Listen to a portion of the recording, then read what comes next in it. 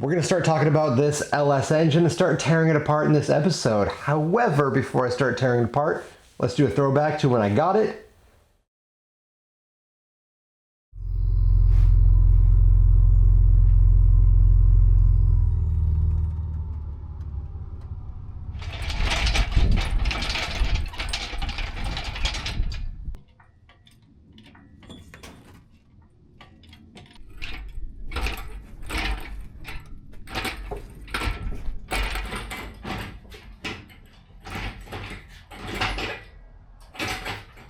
I don't even have the car home yet. I got the engine and I can't wait. I want to see how good these valve covers are, or rather underneath the valve covers.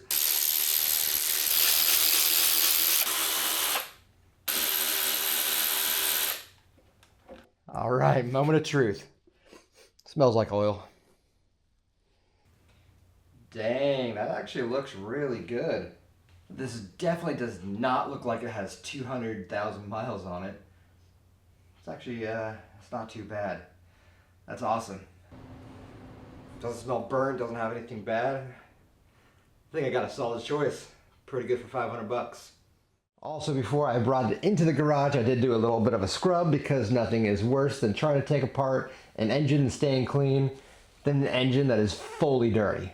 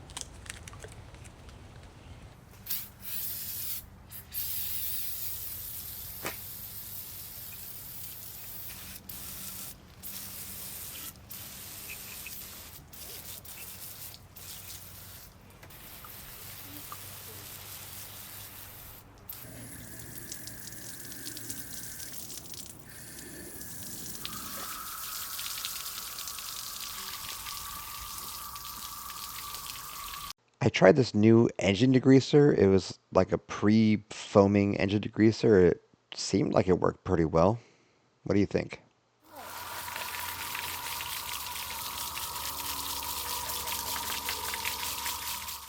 All right, now that we're back, let's just jump straight into it. Let's start tearing it apart and see what it looks like.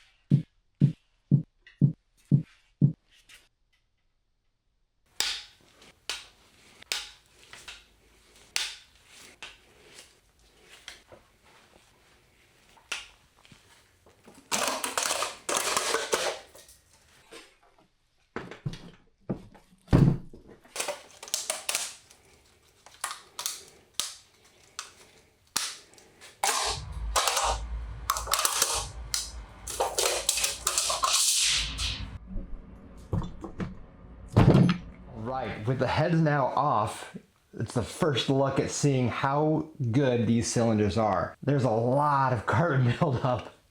Dang. I know it's hard to tell in the video. If you look into the cylinders here, you can see a lot of the original honing or cross-hatching or whatever you want to call it in the cylinders still. This engine has about 200,000 miles on it, and I feel like it was taken care of pretty well.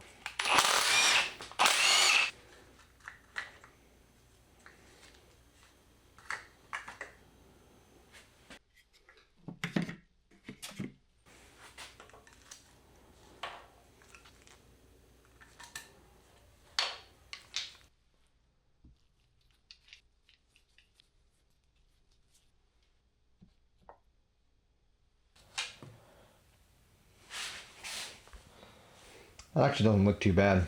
No metal in the oil. All right, got the heads off, got everything out of the heads, got everything out of the block.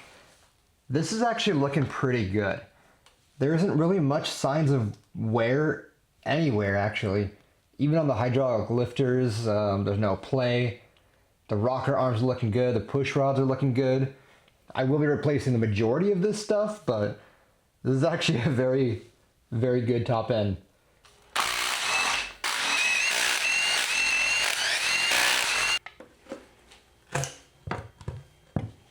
All right, let's take a look.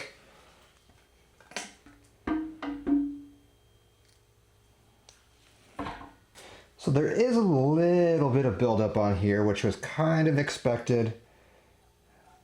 Not terrible though.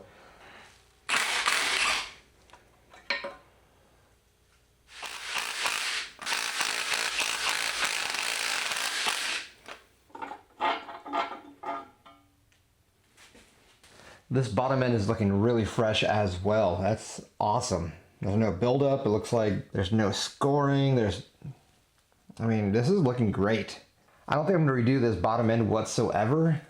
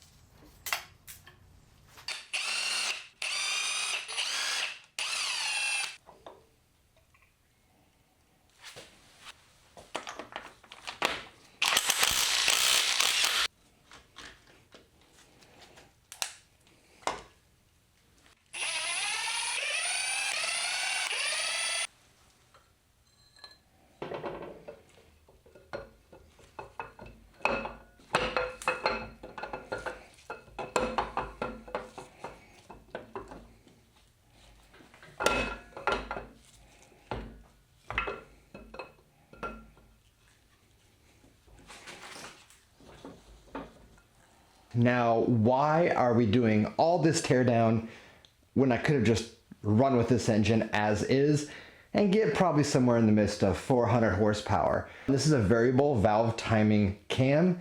I don't want to use this.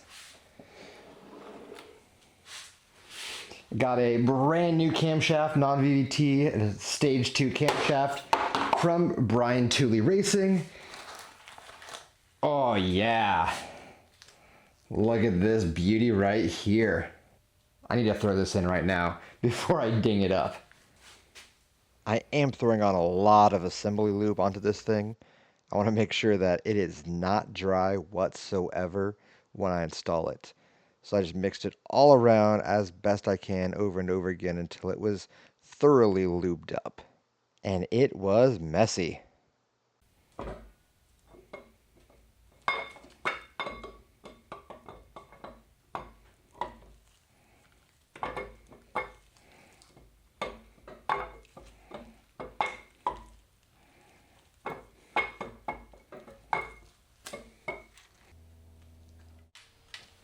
Okay, so we got the brand new timing cover that's going to be non-VVT, including the non-VVT cam gear.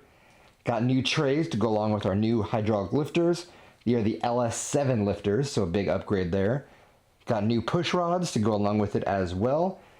Up in here we got the new guide for the chain. Got the Brian Tooley Racing upgrade for all of these rocker arms to rebuild them stronger.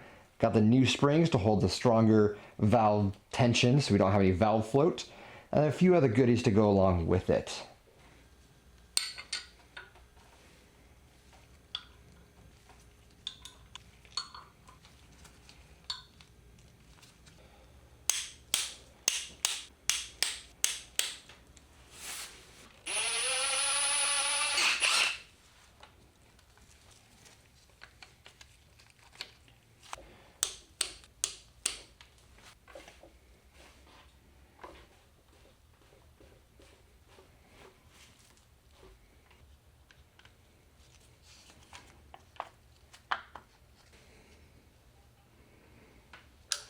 I am running it through one full cycle around, halfway to make sure that the lines are exactly halfway off, and then another way all the way around just to make sure everything is fully lined up.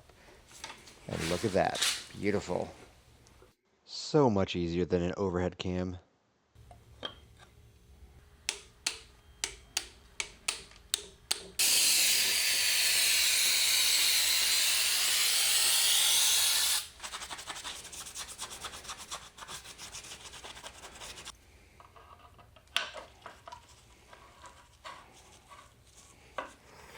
I am using map gas to heat this thing up, so it's a lot easier to slip on the crankshaft.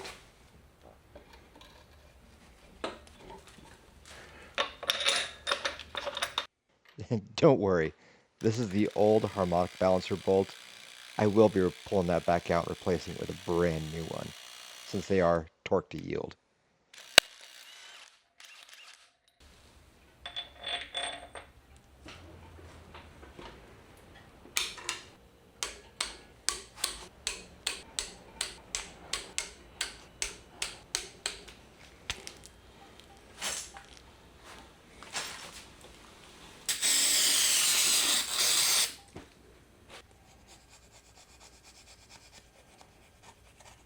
With this front end now on, it is time to put the oil pan back on. But the original oil pan came with the engine was a truck one. They don't care about the ground clearance because it's a truck. So like bottom of the oil plug to the top here is 8.5 inches on the truck oil pan. Now looking at this Corvette or Camaro oil pan, it is sitting at 4 3/4 inches deep. A lot better than having almost 9 inches of depth there.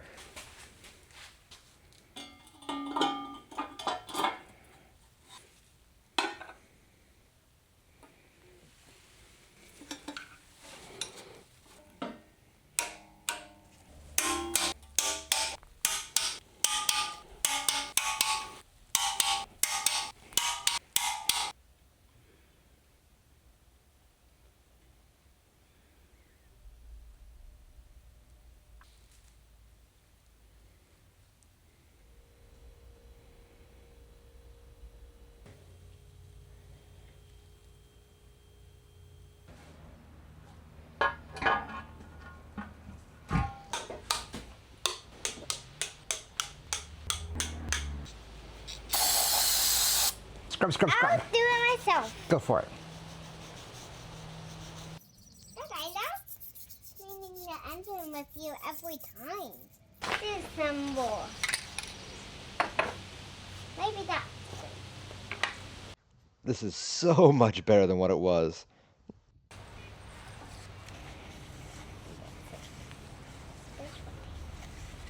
So definitely got it nice and clean. I won't go full crazy, that's plenty fine, but I did notice there's a lot of these dots on here, but it's exactly the same spot on the other side, which is kind of weird.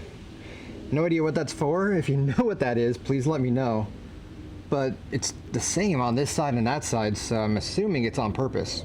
With the engine block now nice and completely clean and ready for the heads, I gotta take care of the heads. I got this spring compressor thing specific for LS engines on Amazon. I'll link this in the description below for you guys, but it makes it so much easier to swap these springs out.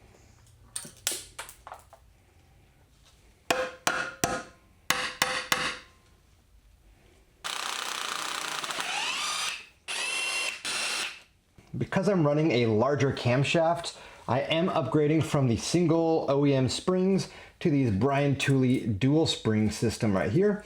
In theory, this should be a lot stronger and reduce a lot of that valve float. This is actually not looking too bad. Definitely a lot of carbon buildup on everything, just like the block was, and a lot of this gasket left over, but overall, it's actually in super good shape.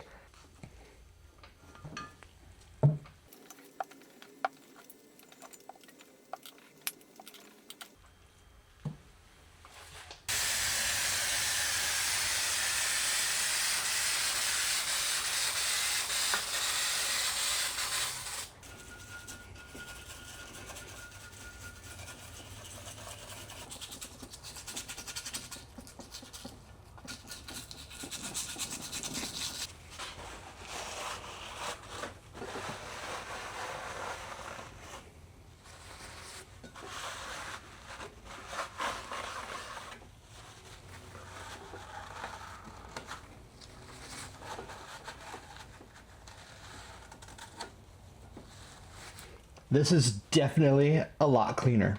It's not perfectly clean, and I'm not sure if I really cared that much if it was exactly perfectly clean, but all the grime, everything's off, and now we need to start working on all of these valves. I am using this specific grinding paste on the edge of these valves, so kind of cut through all the grime and lap the valves properly.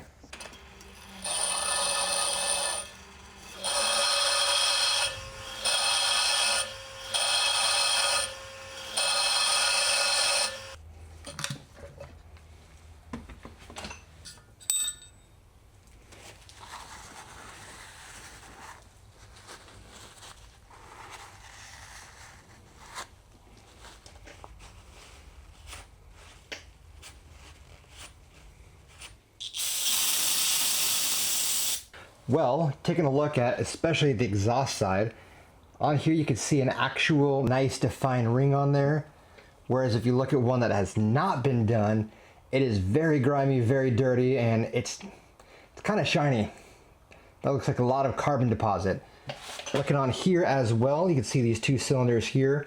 They have been lapped, where you can see where it's kind of ground down into a dull kind of gray ring, whereas these two have not. Next up is to get rid of all these existing valve seals. They look okay, they're dirty, but we're in here, so might as well do them anyway.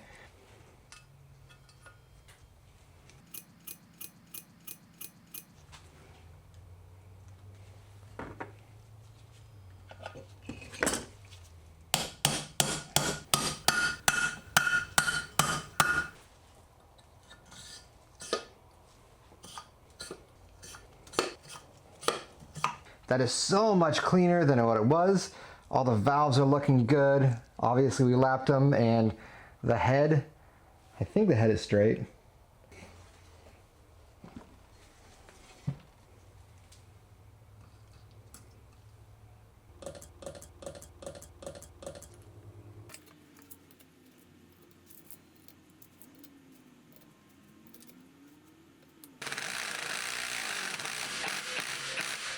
I won't lie, these spring retainers gave me a lot more of a hassle than I thought they would.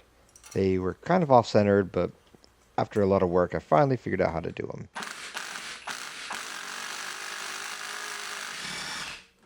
With that tool, I was able to complete 2 at a time.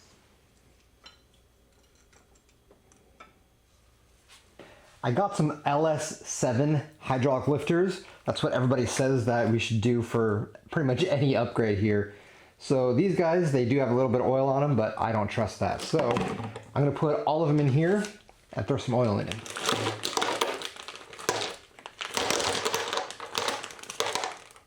I am just using some generic oil. I don't really care too much. It's literally just to get some oil on there.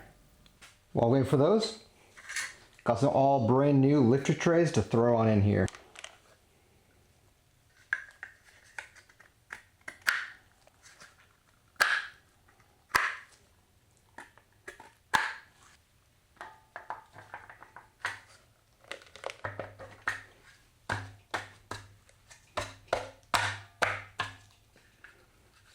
I am installing these. There is a little drain hole or a little like hole here where it's supposed to lube it. I'm just putting them kind of facing each other.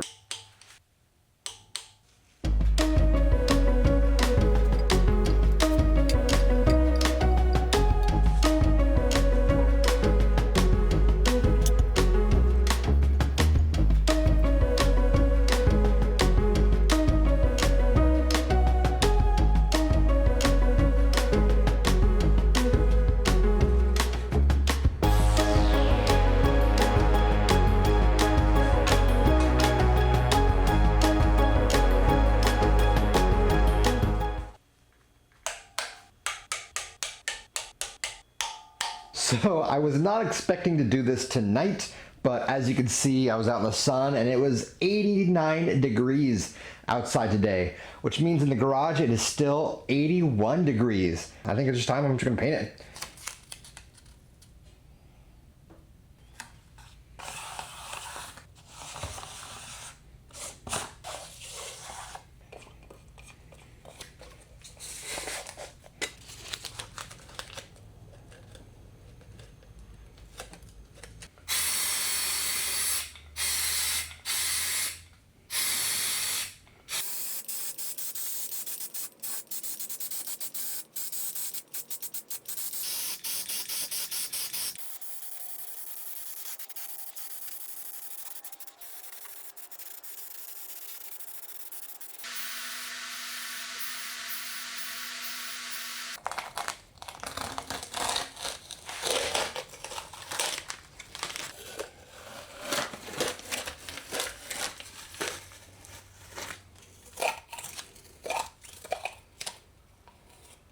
It is very fumey in here. With the block all done, and now the heads all done, it is time to install the heads on the engine. However, I was dumb and forgot to order head gaskets. So instead of that, we're gonna rebuild the rockers a little bit early, which is right here. Now this is a rocker arm trunnion upgrade kit from Brian Tooley Racing. Basically, I'm going to take all the weak parts of the existing rocker arms and completely rip them out and put all fresh new back in. Got some snap rings, got some washers, got the bearings, and I have, of course, the trunnions themselves. Using a 13mm socket, should be able to press one side while the 21mm socket captures the other side. There are two caps in here, we're just going to kind of press them through. One cap falls off one side, and the other cap kind of falls out through the center.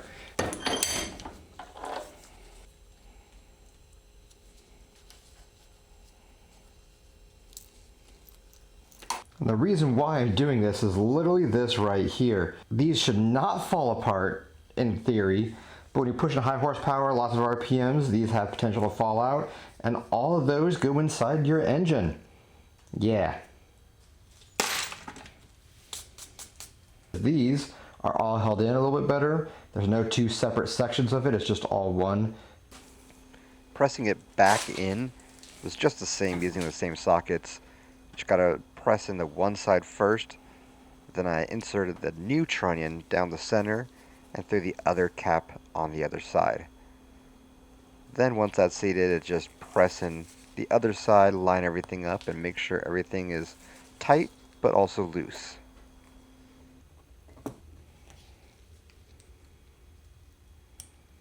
And there we go. All nice, beautiful, brand new trunnions all up inside of here. So now I just have to do it 15 more times.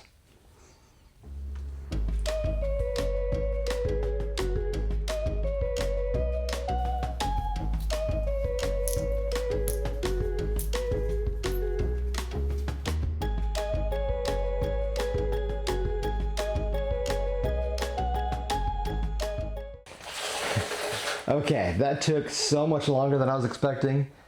Taking them all apart, putting them back together. I got it down to about a minute to pull everything apart, but it took about 5 minutes to put it all back together. May not seem like a lot of time, but there were 16 of them, so that's 6 minutes times 16 of these things. I got myself a brand new set of head studs and some Felpro head gaskets to finally get this engine back together.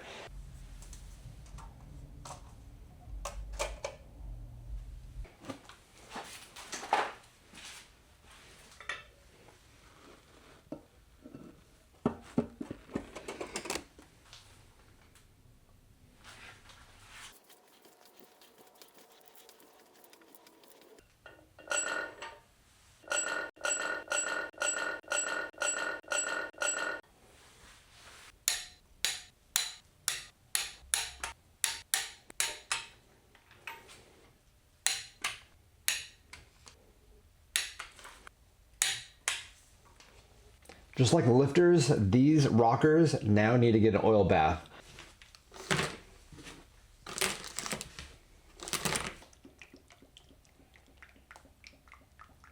I am going to oil up these push rods as well, making sure that everything has oil on them.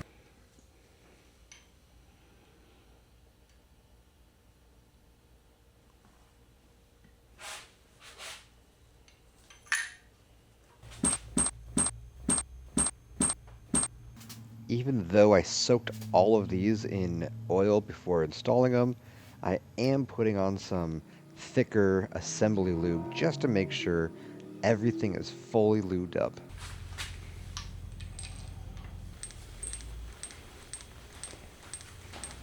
And using the push rod method by Richard Holden on his channel, using the 2 fingers on the screwdriver and then making sure that this turns around more than half a turn but less than a turn and a half.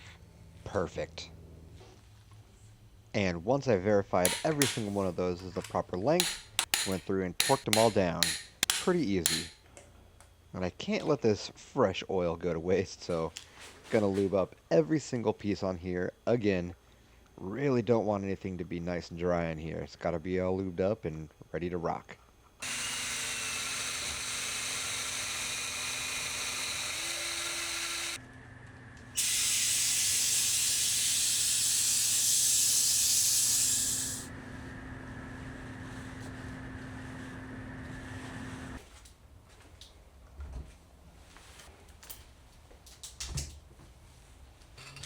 And as a tribute throwback to kind of like that old school muscle car, I'm using that crinkle black paint.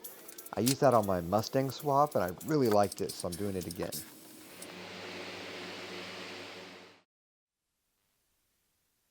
That is absolutely beautiful. That's a lot better than I did on the Mustang. Definitely had to air dry it and get the real big crinkles on there.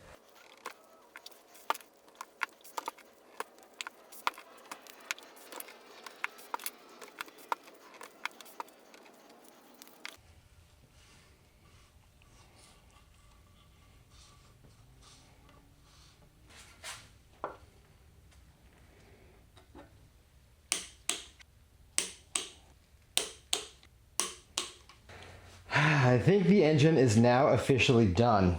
That is super exciting. The engine is ready to drop in the car, but the car is not ready to drop in the engine. And that's going to do it for this video here, building the engine and getting it prepped and ready. In theory, this should be pushing out somewhere around that 500 horsepower mark. That is the goal. If we're anywhere close to that or more, awesome. If not, we'll have to figure something else out to make it 500 horsepower. But with that, if you guys like the video, please hit that like button, hit the subscribe button. I'll see you guys all next time.